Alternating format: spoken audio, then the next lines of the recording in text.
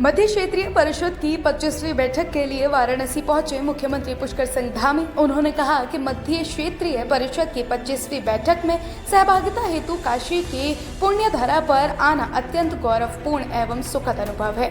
मुझे पूर्ण विश्वास है कि इस बैठक के दौरान आदरणीय केंद्रीय गृह मंत्री श्री अमित शाह जी का मार्गदर्शन प्राप्त होगा और साथ ही राज्य एवं क्षेत्रीय हितों से जुड़े अनेक महत्वपूर्ण विषयों पर चर्चा होगी।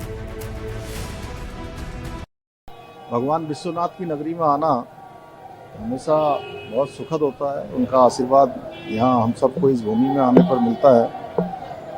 और हम लोग देवभूमि उत्तराखंड से यहाँ आए। माननीय अमित शाह जी की, गृह मंत्री जी की अध्यक्षता में हमारे मध्य क्षेत्र की जो है 4 राज्यों की यहाँ काउंसिल की बैठक होती है। इसमें हमारे अनेक मुद्दे होते हैं जो अपने राज्यों से संबंधित होते हैं, विकास के मुद्दे होते हैं, भारत सरकार से जुड़े हुए मुद्दे हैं। उन सभी पर आपसी सहमति के आधार पर बात होती है। परस्पर एक दूसरे राज्यों का सहयोग हो, एक दूसरे के विकास में सहयोगी बने। और जो भी चुनौतियां आज देश के सामने हैं, उन सभी चुनौतियों पर हम सब लोग मिलकर काम करें। तो उस बैठक में आ रहे हैं। और आज हमारे प्रधानमंत्री श्री मोदी जी के नेतृत्व में आज पूरा देश तेज़ी से आगे बढ़ रहा है। उसमें सभी राज्य भी अपना योगदान दे रहे हैं। विकसित भारत का संकल्प लेकर हम सब आगे बढ़ रहे हैं कि विकसित भारत, इस संकल्प में सभी राज्य अपना अपना योगदान दें। देवभूमि उत्तराखंड भी इसमें अपना योगदान देने के लिए पूरी तरह से तैयार है। और उसी के निमित्त हम लोग जो है यहाँ बैठक में मुद्दे को लेकर के कम बात करेंगे। नहीं, अनेक मुद्दे हैं, क्योंकि एक मुद्दा नहीं है। अलग अलग राज्यों की अलग अलग है। हिमालयन राज्यों की अपनी बात है, हमारे सीमाओं से संबंधित है। कुछ हमारे भारत सरकार से जुड़े हुए मुद्दे हैं, वन विभाग से हैं। हमारे जो है हमने GEP राज्य में लागू किया है सबसे पहले।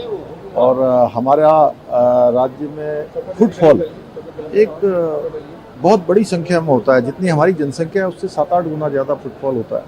तो ये सभी मुद्दे हम रखते हैं और बहुत सकारात्मक रूप से मार्गदर्शन भी मिलता है। गृहमंत्री जी का मार्गदर्शन भी मिलता है। उत्तराखंड में त्रिस्तरीय पंचायत चुनाव को लेकर नैनीताल हाई कोर्ट ने अंतरिम रोक लगा दी है, जिस पर सत्ता दल भारतीय जनता पार्टी ने अपना रुख स्पष्ट कर दिया है। भाजपा प्रदेश अध्यक्ष महेंद्र भट्ट ने कहा कि हम कोर्ट के निर्णय का अध्ययन करेंगे और हम न्यायालय का सम्मान करते हैं, जिसके साथ न्यायालय जो भी दिशा निर्देश देगा उसी दिशा निर्देश में चुनाव होने चाहिए। वहीं दूसरी तरफ कांग्रेस के वरिष्ठ प्रदेश उपाध्यक्ष सूर्यकांत धस्माना ने हाई कोर्ट का आभार जताते हुए कहा कि कांग्रेस पार्टी का जो पक्ष था वही हाई कोर्ट ने भी रखा है, क्योंकि सत्ताधारी दल को लाभ पहुंचाने के लिए त्रिस्तरीय पंचायत चुनाव के आरक्षण की व्यवस्था की गई थी।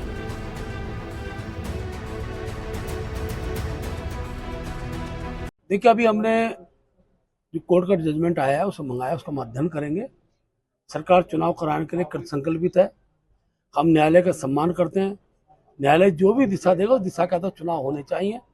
चुनाव के लिए सरकार वचनबद्ध है और हमारा प्रयास है कि ऐसा समय चुनाव हो जाए। आरक्षण को लेकर के रिजर्वेशन को लेकर पहले ही सरकार तैयार नहीं थी। नहीं, रिजर्वेशन का एक मानक बनता है, उस मानक के आधार पर रिजर्वेशन हुआ है। और OBC आरक्षण के बाद सरकार ने जब आरक्षण लागू किया तो उसको 0 केंद्रित आरक्षण किया। लेकिन आपत्तियां देना सबका अधिकार है। न्यायालय में आपत्तियां गई हैं, कल उसका जजमेंट भी आएगा और उस जजमेंट के आधार पर सरकार अपना पक्ष रखेगी। और जो भी पक्ष होगा उस पक्ष के आधार पर न्यायालय जो निर्देश देगा वो उस निर्देश से सरकार चुनाव कराएगी। माननीय उच्च न्यायालय नैनीताल ने पंचायत चुनाव के संबंध में जो आज अंतरिम रोक चुनाव पे लगाई है, सबसे पहले तो हम धन्यवाद करते हैं माननीय उच्च न्यायालय का। जो स्टैंड कांग्रेस का था उस स्टैंड पर एक तरह से मोहर लगी। हमने पहले दिन से कहा कि त्रिस्तरीय पंचायत चुनाव में राज्य की सरकार की नीयत साफ नहीं। सत्ताधारी दल को लाभ पहुंचाने के हिसाब से सत्ताधारी दल के दबाव में राज्य में जो पूरा त्रिस्तरीय पंचायत चुनाव का आरक्षण व्यवस्था की गई वो त्रुटिपूर्ण ही नहीं, पूरी तरह से बेईमानी की गई। रोस्टर को शून्य कर दिया आपने। 2011 की जनगणना से आप चुनाव करा रहे हैं और 2011 की जनगणना से जो पहले चुनाव हुआ, इससे पहला चुनाव भी 2011 की जनगणना से हुआ, तो आपने रोस्टर शून्य कैसे कर दिया? रोस्टर शून्य करके आपने पूरा अनुसूचित जाति का, जनजाति का, पिछड़े वर्ग का और इवन महिला और सामान्य सीटें जो थी उसका पूरा गणित आपने पूरे प्रदेश का गड़बड़ा दिया। अपने लोगों को फायदा पहुंचाने के लिए, अपने अनुकूल चुनाव के नतीजों को लाने के लिए आपने गलत तरीके से आरक्षण पूरे राज्य में किया, जिसको चुनौती लोगों ने दी और हाई कोर्ट ने इस पे अंतरिम रोक अभी लगाई है। मैं समझता हूँ जब पूरी सुनवाई हो जाएगी तो दूध का दूध पानी का पानी होगा। निश्चित तौर पे राज्य में जो बेईमानी उन्होंने उत्तराखंड में करी है, 30 अप्रैल से शुरू हुई चारधाम यात्रा में भारी तादाद में तीर्थयात्रियों ने दर्शन किए हैं। अब तक चारों धामों में 32 लाख तीर्थयात्रियों ने दर्शन कर पुण्य का लाभ कमाया है। गढ़वाल मंडलायुक्त विनय शंकर पांडे ने बताया कि चारधाम यात्रा के दौरान शुरुआत में काफी तेजी रहती है और भारी तादाद में तीर्थयात्री चारों धामों में पहुंचते हैं। मानसून सीजन के दौरान यात्रियों की संख्या कम हो जाती है और सितंबर महीने से एक बार फिर से तीर्थयात्री काफी संख्या में चारों धामों में दर्शन के लिए पहुंचने लगते हैं। उन्होंने कहा कि आपदा प्रबंधन को लेकर के भी पूरी तरीके से तैयारियां कर ली गई हैं। देखिए, चारधाम यात्रा आप लोग पहले से ही जानते हैं कि चारधाम यात्रा में कपाट खुलने के बाद मानसून की स्टार्टिंग तक हमेशा से ये परंपरा रही है कि यात्रा काफ़ी तेज होती है, फिर बरसात के टाइम पर थोड़ी डाउन होती है और फिर सितंबर में शुरू होती है। तो वो प्रक्रिया लगभग वही देखने को मिल रही है। इसके अतिरिक्त आपदा से निपटने के लिए भी पर्याप्त व्यवस्था करें। कदरपुर क्षेत्र में स्थित बौर जलाशय में नहाने उतरे आर्मी सप्लाई कोर हल्द्वानी में तैनात 25 वर्षीय नायक हिमांशु मिश्रा की डूबने से मौत हो गई। हिमांशु अपने 3 साथियों के साथ घूमने आए थे।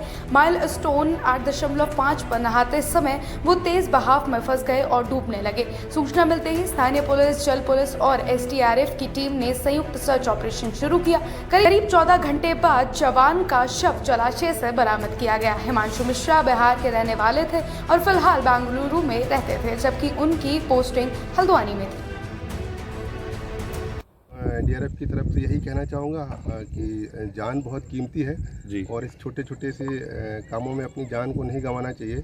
और इस प्रकार यहाँ आकर डैम पर अगर आते हैं, टूरिस्ट के रूप में आते हैं या जिस प्रकार से भी आते हैं, तो पूरी सुरक्षा का ध्यान दें। और आजकल बारिश का मौसम है, डैम में पानी काफ़ी ज़्यादा है, तो डैम में पानी में ना उतरें। डैम के बाहर से ही डैम की और इसकी खूबसूरती को एंजॉय करें, ना कि अपनी जान को गंवा इसके लिए अपनी जान। सर, कहाँ का रहने वाला था जवान? कौन था सर, कुछ जानकारी? ये जवान जो मुझे इनिशियल जानकारी पुलिस के द्वारा प्राप्त हुई है, कहीं साउथ इंडिया का रहने वाला है और कोई आर्मी का जवान है। बहुत ज़्यादा विस्तृत जानकारी इसके बारे में हम लोग को नहीं है। धन्यवाद।